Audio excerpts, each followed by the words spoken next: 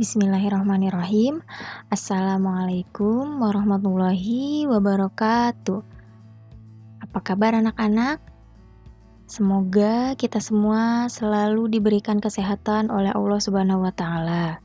Amin. Kembali lagi kita di pelajaran pendidikan agama Islam. Sebelum kita mulai belajar, alangkah baiknya kita membaca basmalah bersama-sama. Bismillahirrahmanirrahim. Materi kita kali ini yaitu tentang perilaku empati dan menghormati. Pertama, kita bahas terlebih dahulu empati. Empati adalah keadaan mental yang membuat orang merasa dirinya dalam keadaan, perasaan, atau pikiran yang sama dengan orang lain. Jadi, dengan kata lain, empati itu kita dapat merasakan apa yang orang lain rasakan gitu. Empati sama dengan rasa iba atau kasihan kepada orang lain yang terkena musibah. Jadi empati ini lebih ke merasakan perasaan orang lain yang sedang terkena musibah gitu ya, yang sedang bersedih gitu. Hadis Nabi berbunyi, orang mukmin yang satu dengan yang lain bagai satu bangunan yang bagian-bagiannya saling mengokohkan.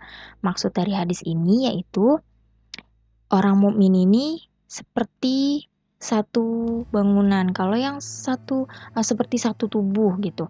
Kalau ada orang mukmin yang sakit, maka orang mukmin yang lain ikut merasakan sakit juga gitu ya. Lawan dari empati yaitu egois dan sombong. Jadi kalau empati kan kita memikirkan orang lain ya. Nah lawannya yaitu egois. Kita hanya memikirkan diri sendiri, hanya memikirkan perasaan diri sendiri gitu. Selanjutnya, sikap empati akan timbul apabila dapat merasakan apa yang dirasakan oleh orang lain. Nah, kalau kita bisa merasakan apa yang dirasakan oleh orang lain, nah itu sikap empati kita akan timbul. Kemudian, mampu menempatkan diri sebagai orang lain.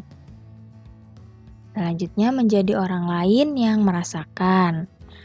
Nah, jadi kita ini kalau bisa membayangkan gitu, kalau kita di posisi orang yang sedang terkena musibah gitu rasanya seperti apa gitu. Nah itu nanti sikap empati kita akan muncul.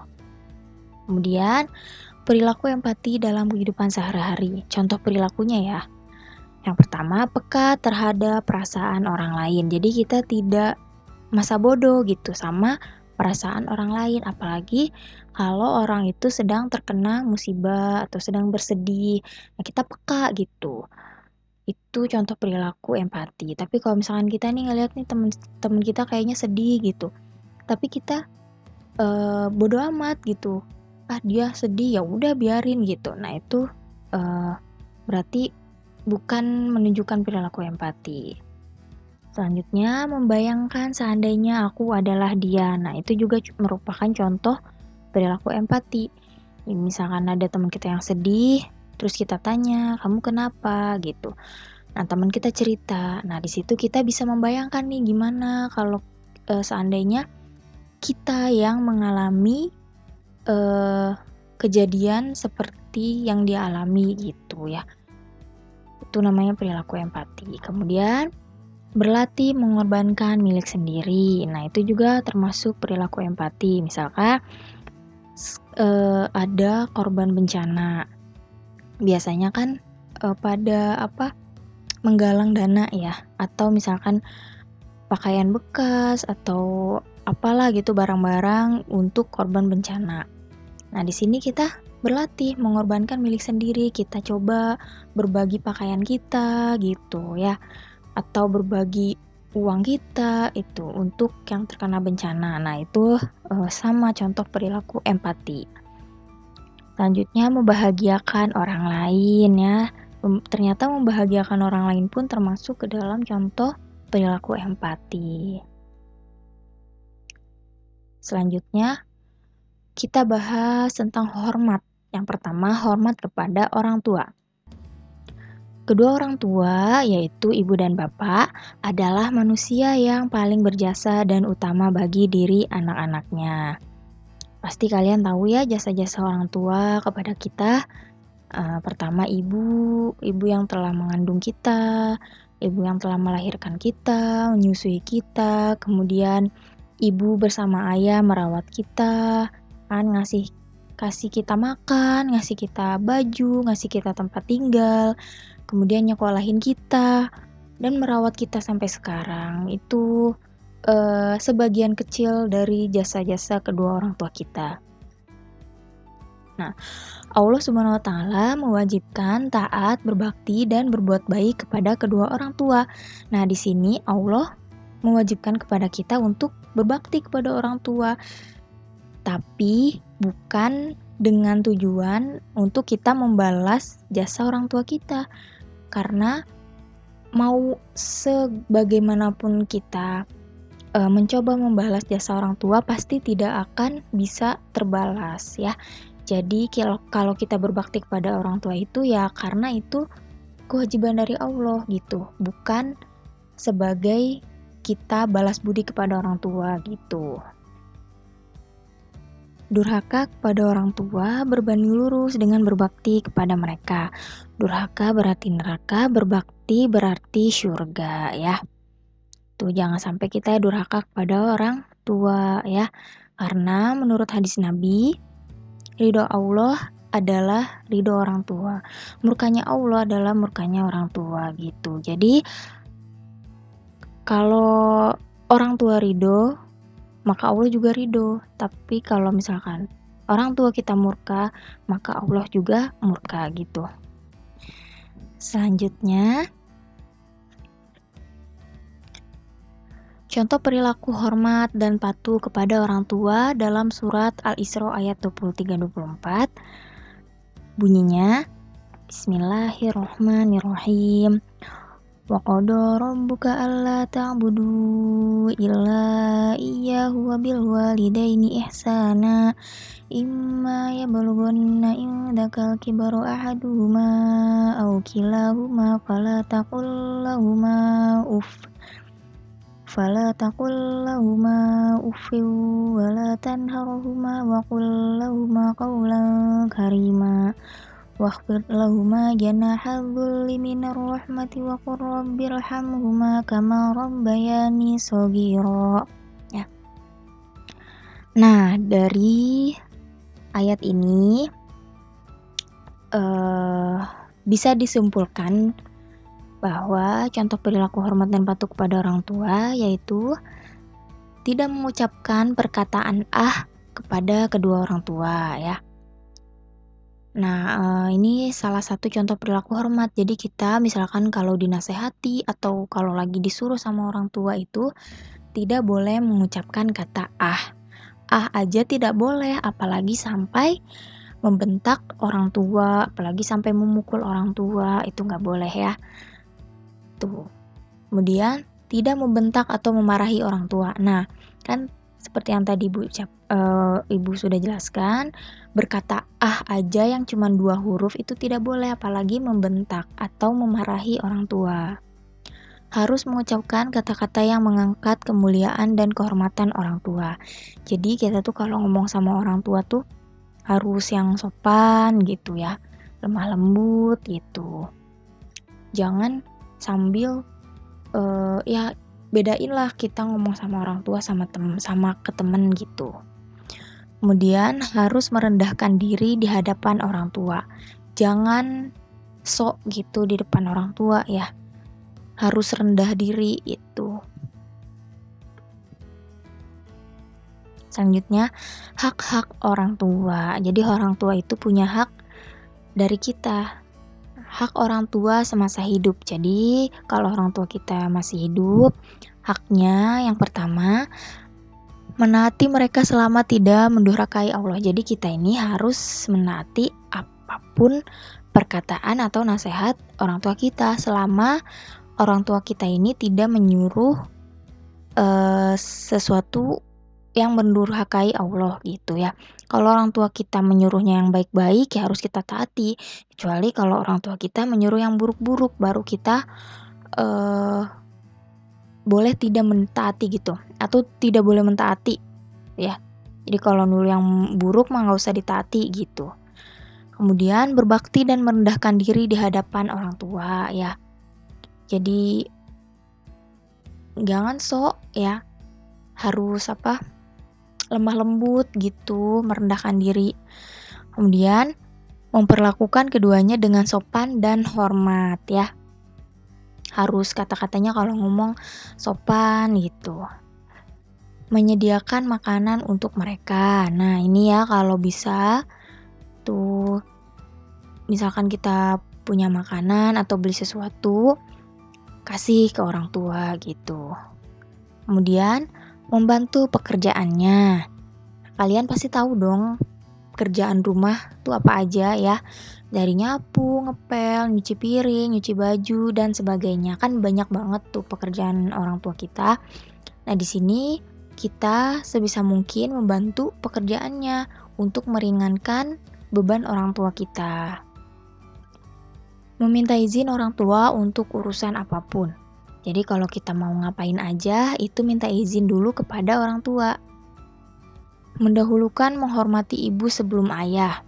Ya, seperti dalam hadis Nabi itu memerintahkan kita untuk menghormati ibu, kemudian baru ayah. Selanjutnya, membahagiakan keduanya. Nah, itu kewajiban kita sebagai anak tuh. Harus membahagiakan orang tua kita jika masih hidup. Kemudian hak orang tua setelah wafat. Nah, jadi kalau misalkan orang tua kita sudah meninggal, yang pertama mensolatkan orang tua. Nah, kita ya mensolatkan orang tua lah, itu haknya orang tua setelah wafat dari anaknya ya.